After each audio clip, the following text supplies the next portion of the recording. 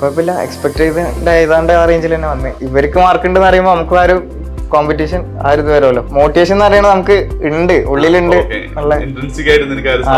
നമ്മൾ തലേന്നൊന്ന് പ്ലാൻ ചെയ്ത് വെക്കും, നാളെ എന്നതാണെന്ന് നോക്കേണ്ടതെന്നുള്ളത്.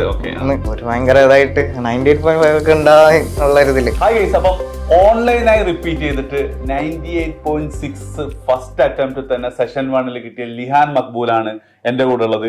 സോ നിങ്ങൾ ഒത്തിരി ആൾക്കാർ ഓൺലൈനിൽ പഠിച്ചാൽ കിട്ടുമോ ഇല്ലയോ എന്നൊക്കെയുള്ള കുറെ ഡൗട്ട് ഉണ്ടാവും. എല്ലാ ഡൗട്ടും എന്താണ് ഈ ഒരു ഇന്റർവ്യൂവിൽ ലിഹാന്റെ അഭിപ്രായം കൂടെ കേട്ടാൽ നിങ്ങൾക്ക് തീരുന്നതായിരിക്കും. സോ ഇത് അവസാനം വരെ കാണാം. വെൽക്കം ലിഹാൻ. റിസൾട്ട് വന്ന ആ ഒരു സമയം നോക്കുന്നതൊന്ന് എക്സ്പ്ലെയിൻ ചെയ്ത് എന്താ സംഭവിച്ചതെന്ന്. അത് ഒന്നാമത് ഇങ്ങനെ റിസൾട്ടിന്റെ ലിങ്ക് ആദ്യം വന്നിട്ടുണ്ടായിരുന്നല്ലോ. ഇങ്ങനെ ലിങ്ക് അടിച്ച് നോക്കുമ്പോൾ സെർവർ എറർ ആയിട്ട് ഇങ്ങനെ കാണിക്കുക, അങ്ങനെ കുറെ നേരം ഇങ്ങനെ കാണിക്കണം. പിന്നെ അടുത്ത ദിവസം വരുന്നത് ഏതാണ്ട് നോക്കി. പിന്നെ അവസാനം ഒരു വീഡിയോ കണ്ട് റിസൾട്ട് ഔട്ടായി തന്നെ ഒന്ന് എടുത്ത് നോക്കി. അങ്ങനെ കുറച്ച് നേരത്തിന് ഇങ്ങനെ എറർ കാണിച്ചു. പിന്നെ അങ്ങോട്ട് വന്ന് അങ്ങനെ നോക്കാനൊരു ഇതുണ്ടായിരുന്നു. പിന്നെ അങ്ങോട്ട് കുഴപ്പമില്ല ഉണ്ടാവും എന്നുള്ള ഒരു ഇതിൽ അങ്ങോട്ട് നോക്കി. കുഴപ്പമില്ല, എക്സ്പെക്ട് ചെയ്ത് ഏതാണ്ട് ആ റേഞ്ചിൽ തന്നെ വന്ന്. മാർക്ക് ചെക്ക് ചെയ്തനുസരിച്ചിട്ട് ഒറ്റക്കാണോ നോക്കിയതല്ലേ? അല്ല, ഒറ്റക്കാ നോക്കി. ഏതാണ്ട് ആ ഒരു എത്ര മണി 5 മണി അടുത്ത്. എന്നിട്ട് പാരന്റ്സിനോടൊക്കെ പറഞ്ഞപ്പോ അല്ല, ഞാനൊരു കാഷ്വലായിട്ടാ പറഞ്ഞേ. അപ്പൊ ഒരു ഭയങ്കര ഇതായിട്ട് 98.5 ഒക്കെ ഉണ്ടാകുന്നുള്ള ഒരു ഇതില് 98.6 നീ എക്സ്പെക്ട് ചെയ്തിട്ടുണ്ടാവില്ല. എനിക്ക് തോന്നുന്നത് നിനക്ക് അത്യാവശ്യം എളുപ്പമായിരുന്നു സെഷൻ, പക്ഷെ ഒരു മീഡിയം ടു ഡിഫിക്കൽട്ട് സെഷൻ ആണെന്നാണ് റിവ്യൂല് വന്നത്. പൊതുവെ തുടക്കത്തിൽ ഉണ്ടായിരുന്നത് കുറച്ചും കൂടെ കൂടുമായിരുന്നോ? എവിടെയാ നിനക്ക് ഇപ്പൊ ഞാൻ നിന്നോട് പറയാം, നീ 98.6 ഒതുങ്ങേണ്ട ആളല്ല. മാത്സ് ആയിരുന്നു വീക്ക്. മാത്സ് പൊതുവെ പഠിക്കാനായിട്ട് ഇങ്ങനെ ഇരുന്നിട്ടില്ല. മാത്സ് ഞാൻ ഇതിലുണ്ടായിരുന്ന സമയത്ത് വീഡിയോ ക്ലാസ് ഇങ്ങനെ കാണും, പക്ഷെ നമുക്ക് അതുകൊണ്ട് ഇൻപുട്ട് കൊടുക്കണതിനനുസരിച്ചുള്ള ഒരു ഔട്ട്പുട്ട് കിട്ടണില്ല. മാത്സ് ഫിസിക്സ് കെമിസ്ട്രി അങ്ങനെയല്ലല്ലോ. ആ ഒരു ഇതുള്ളതുകൊണ്ട് മാത്സ് ഒരു ലേശം മടുപ്പ് പിടിക്കണ ഒരു ഇതുണ്ടായിരുന്നു. പക്ഷെ പിന്നെ അവസാനം എക്സാം എഴുതിയിട്ട് പഠിക്കാന്നുള്ള ആ ഒരു ഇതിൽ തന്നെ ക്വസ്റ്റ്യൻ ചെയ്ത് പഠിക്കാന്നുള്ള അതിനൊക്കെയായിട്ട് തന്നെ. അപ്പൊ ഇതില് പിന്നെ ഈ ഞാൻ എപ്പോഴും ഓൺലൈനായിട്ട് അതും റിപ്പീറ്റ് ചെയ്യുന്ന കുട്ടികൾക്ക് ഒത്തിരി ക്ലാസ്സസ് ഒക്കെ ഉണ്ടല്ലോ. എനിക്ക് തോന്നുന്നത് ചിലപ്പോൾ ഒരു 4 മണിക്കൂറൊക്കെ നിങ്ങൾക്ക് വീഡിയോ തന്നെ ഷെഡ്യൂൾ ഉണ്ട്. അതെങ്ങനെ നീ മാനേജ് ചെയ്യുന്നത്? മടുക്കൂലേ? വീഡിയോ കാണുന്നത് ഒരു മടുപ്പാണ്. ഞാൻ ഷിനാസ് സാറതൊക്കെ ആയിരുന്നു മെയിനായിട്ടൊരു ആശ്വാസം ഉണ്ടായിരുന്നു പറയാം. മറ്റേ ഷിനാസ് സാർ തന്നെ അധികം തുടക്കം കുറച്ച് നേരം നിന്ന് തിയറി പറഞ്ഞിട്ട് പിന്നെ കംപ്ലീറ്റ് ക്വസ്റ്റ്യൻസിലൂടെ നമ്മൾ പഠിപ്പിക്കുള്ളൂ. അതൊരു അഡ്വാൻറ്റേജ് ആയിരുന്നു. പിന്നെ മടുത്താലി നിഷാദ് സാറും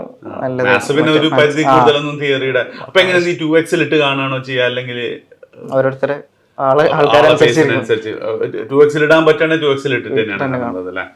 പിന്നെ പെട്ടെന്ന് സിലബസ് തീർക്കാന്നുള്ള ഒരു ഇതേ ഉണ്ടായിരുന്നുള്ളൂ. അതായത് പെട്ടെന്ന് ഷെഡ്യൂൾ അതേപോലെ ഫുൾ സിലബസ് ടെസ്റ്റ് ചെയ്താന്നുള്ള ഇതില്.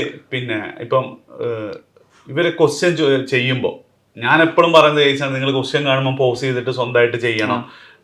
കിട്ടിയിട്ടില്ലെങ്കിൽ മാത്രം നോക്കുക, കിട്ടുകയാണെങ്കിൽ അത് സ്കിപ്പ് ചെയ്തു. ഇനി എളുപ്പമുള്ള ക്വസ്റ്റ്യൻ ആണ് ചെയ്യാതെ എന്ത് ചെയ്തോ സ്കിപ്പ് ചെയ്തോ നോക്കണം. അപ്പം അങ്ങനെ തന്നെയാണ് നീ ചെയ്തത്, അല്ലെങ്കിൽ അതിലേക്ക് എത്തിയതാണോ തുടക്കത്തിലേക്ക്? അതായത് ഇവിടെ തുടക്കത്തില് അങ്ങനെ തന്നെ സിനിമ കാണുന്ന പോലെ തന്നെ കണ്ടിരുന്നിരുന്നത്. സിനിമ കാണുന്ന പോലെ തന്നെ കണ്ടിരുന്നു.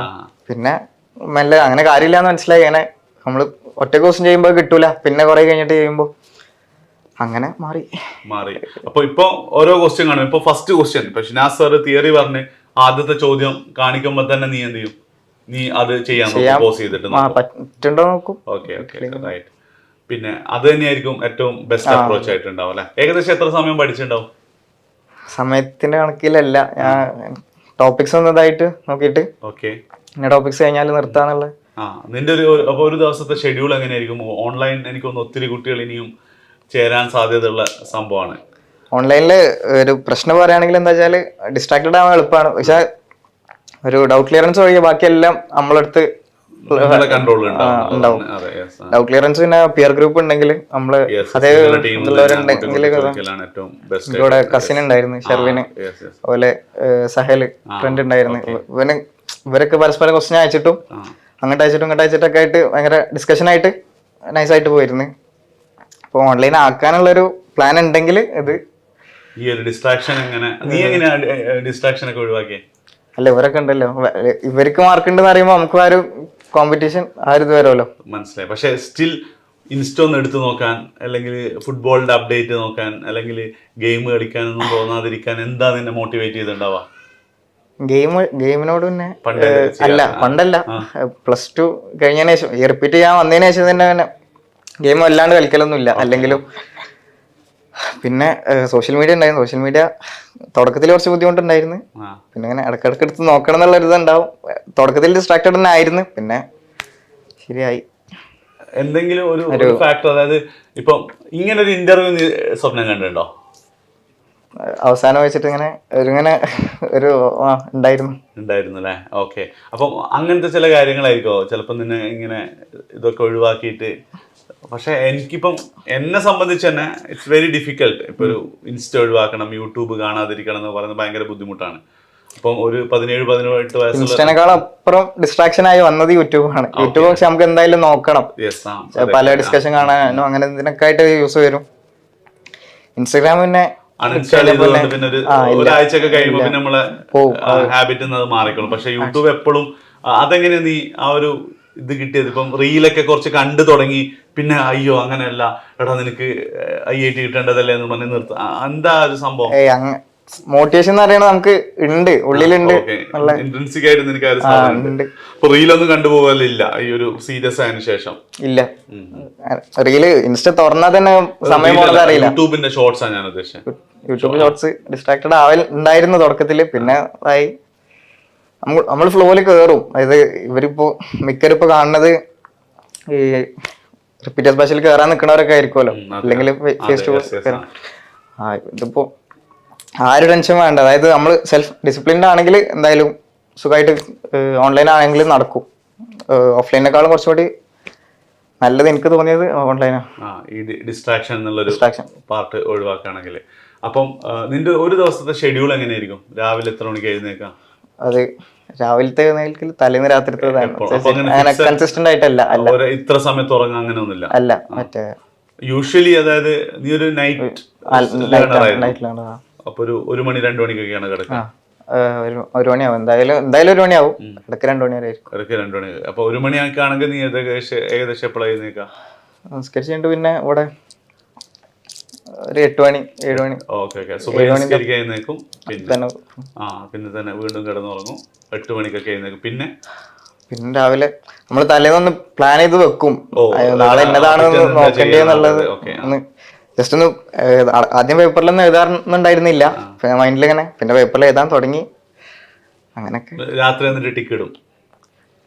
ടിക്കിടലുണ്ടായിരുന്നില്ല, അല്ലെ ജസ്റ്റ് എഴുതി വെക്കും. അല്ല, രാത്രി എഴുതി വെക്കും, അന്ന് പിറ്റേന്ന് അത് ചെയ്തതിന് ശേഷം ഉറങ്ങാൻ കിടക്കും ഒരു റിവ്യൂ പോലെ ചെയ്യാറുണ്ട്. അതെപ്പോഴും ഫുൾ ടിക്ക് ആയിരിക്കും, അല്ലെങ്കിൽ അല്ലാത്ത ദിവസങ്ങൾ ഉണ്ടാവോ? അല്ലാത്ത ദിവസങ്ങളുണ്ടാവും. നമ്മള് എന്തായാലും എല്ലാ ദിവസവും പ്രൊഡക്റ്റീവായിട്ട് പോകില്ല, ഹ്യൂമൻ ആണല്ലോ. അങ്ങനെ ചില ദിവസം ഭയങ്കര ഡിസ്ട്രാക്റ്റഡ് ആയിരിക്കും, പക്ഷെ ഉള്ളത് വെച്ചിട്ട്.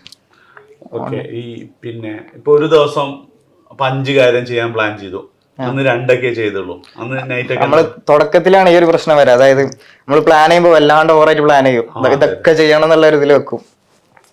എന്നിട്ട് അവസാനം അന്ന് രാത്രി ആണെങ്കിൽ ഒന്നും നടന്നിട്ടോ അങ്ങനെ കാര്യമായിട്ടൊന്നും നടന്നിട്ടില്ല, പ്ലാൻ ചെയ്തതിനനുസരിച്ചൊന്നും നടന്നിട്ടുണ്ടാവില്ല, നമുക്ക് ആകെ ഇതായിപ്പോ. പിന്നെ അത് പിന്നെ ഗ്രാജുവലി ശരിയായി, എങ്ങനെയാണ് പ്ലാൻ ചെയ്യേണ്ടതെന്നുള്ളത് മനസ്സിലാവും. ഈ ഒരു പ്രോസസ്സിൽ നിന്നെ ഏറ്റവും ഹെൽപ്പ് ചെയ്ത ചില കാര്യങ്ങൾ എന്തൊക്കെയായിരിക്കും? നിന്റേതായ ചില ട്രിക്കുകളോ സ്റ്റഡി മെത്തേഡ് എന്തൊക്കെയായിരിക്കും അല്ലെ ഇവർക്ക് സജസ്റ്റ് ചെയ്യാൻ പറ്റുന്നത്? ഇപ്പൊ ഒരു എക്സാമ്പിൾ പറയുകയാണെങ്കിൽ, ഇപ്പൊ നീ പറഞ്ഞ ഒരു കാര്യം, ഞാൻ ക്വസ്റ്റ്യൻ കാണുമ്പോൾ ഒക്കെ എന്ത് പോസ്റ്റ് ചെയ്ത് ചെയ്യാറുണ്ടായിരുന്നു എന്നുള്ളത്. പിന്നെ അതുപോലെ എനിക്ക് തോന്നുന്നത് ഒത്തിരി ലൈവുകളൊന്നും നീ ലൈവ് കഴിഞ്ഞിട്ടൊക്കെ റിവ്യൂ പോലെയാണ് നോക്കാറുള്ളത്. അപ്പൊ അങ്ങനെ നമ്മള് ഈ ചാപ്റ്റർ കഴിഞ്ഞിട്ടുള്ള സൂമിൽ ലൈവ് ഉണ്ടാവുമല്ലോ, സൂമിൽ ലൈവ് വരണത് എന്താ വെച്ചാൽ നമുക്കൊരു മടുപ്പാണ്. പറയാലോ, മറ്റേ സാർ ഓരോരുത്തർക്കും മനസ്സിലാവുന്ന രീതിയിലായിട്ടേ കൊണ്ടുപോകുള്ളൂ.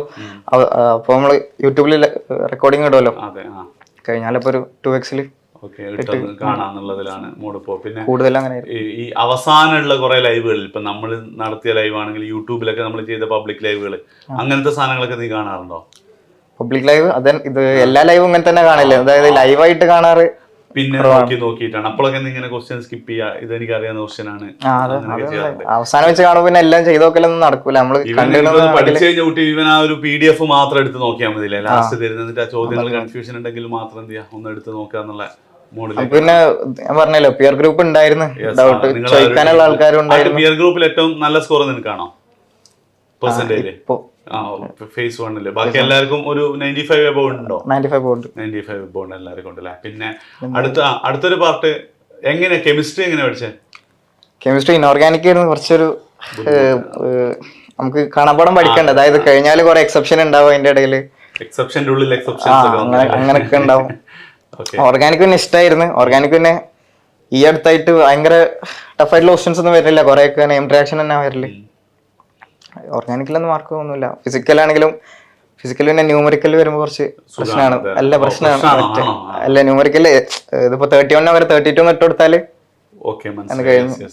റൗണ്ട് ചെയ്യുന്നിടത്തൊക്കെ തെറ്റിയാലും. ഈ ഓർഗാനിക് കെമിസ്ട്രി എങ്ങനെ നീ പഠിക്കാം?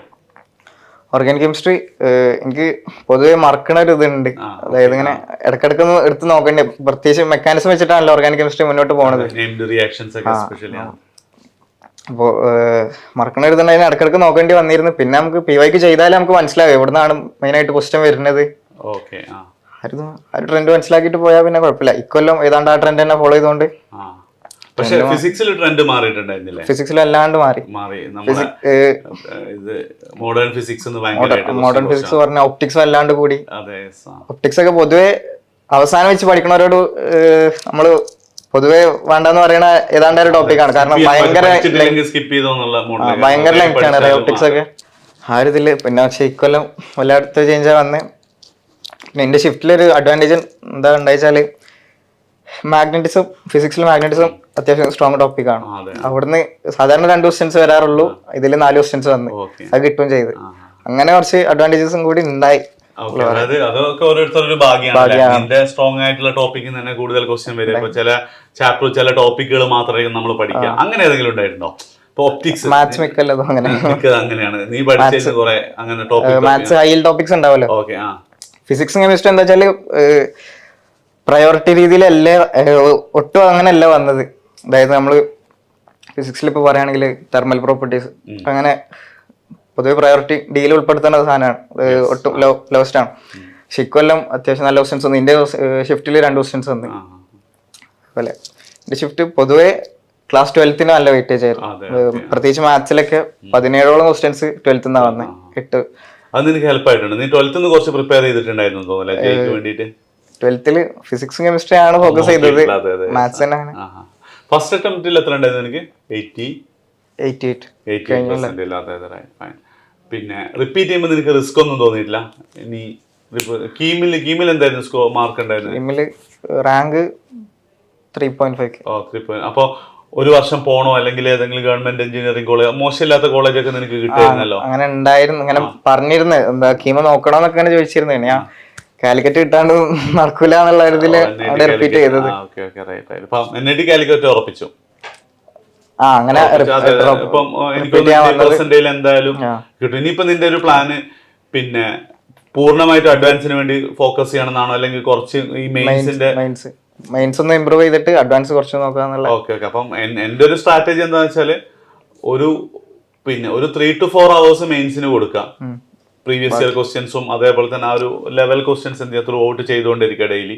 ബാക്കി അഡ്വാൻസിന്റെ ക്ലാസ്സസും കണ്ടു കഴിഞ്ഞാൽ, കാരണം IIT എന്തൊക്കെ പറഞ്ഞാലും NIT-നേക്കാൾ എന്താണ് ഒരുപാട് മോഡലാണ്. അപ്പാർട്ട് ഫ്രം എന്താ പറയാ, ജസ്റ്റ് ആ ബ്രാൻഡിങ്ങിനേക്കാൾ അപ്പുറം നീ പറഞ്ഞ പോലെ തന്നെ വലിയ പിയർ ഗ്രൂപ്പ് കിട്ടും, അടിപൊളി എക്സ്പോഷർ നിനക്ക് കിട്ടും. അപ്പം അങ്ങനെ ഇപ്പം എനിക്കൊന്ന് ലാസ്റ്റ് ഇയർ റാങ്ക് ഒക്കെ വെച്ച് നോക്കുമ്പോൾ 98.6 ഓൾമോസ്റ്റ് എന്താണ് ഒരു സേഫ് ആണ്. എസ്പെഷ്യലി OBC ഉണ്ട് നിനക്ക്, OBC ഉണ്ട്, ഒരു സേഫ് ആയിട്ടുള്ള സാധനമായിരിക്കും. ചിലപ്പോൾ CS മിസ്സിംഗ് ആയിരിക്കും.